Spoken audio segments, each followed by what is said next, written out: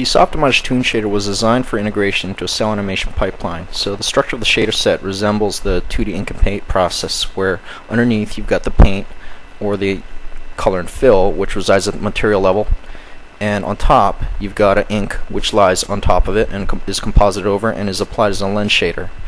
The way the lens shader works is it samples your scene and evaluates a number of criteria to determine whether or not to draw an ink line. The can be a little bit confusing because certain parameters reappear in both the material and the lens shader. For example, I've got the material shader selected here, and we can see there's a spread parameter for the ink, and there's also a color parameter for it. And if I select the lens shader, you can see also that there's a spread parameter and a color parameter for that. So what I want to do is basically start with a general overview of the shader set. Then we're going to look at a sample scene and try to dissect how you might approach the shading process from a little bit more of like a strategic and planning perspective. By default, Get Material Toon creates a Toon Paint and Host node, which is actually almost two shaders. It's a combination of Toon Paint and Toon Host. If I look at the parameters under here, I've got quite a number of parameters: base, highlight, rim lights, ink, seams, transparency, reflection.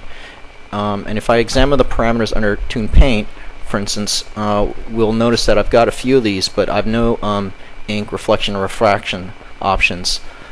Similarly, if I examine the host node under here, I've got ink, seams, transparency, and reflection, but I've got fairly limited options under Paint. I've got only one color, whereas under the Toon Paint node, I've got ambient, diffuse, glossy, rim light.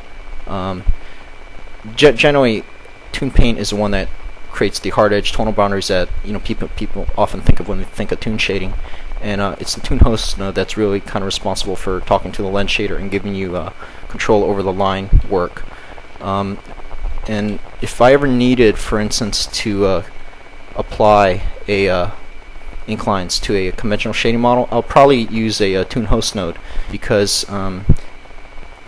it would give me that would give me full control over the line work. Like if I needed, for instance, to say blend between these two objects, and I were to wanted to go and modify the seams under here, I could do that in the host node of this one.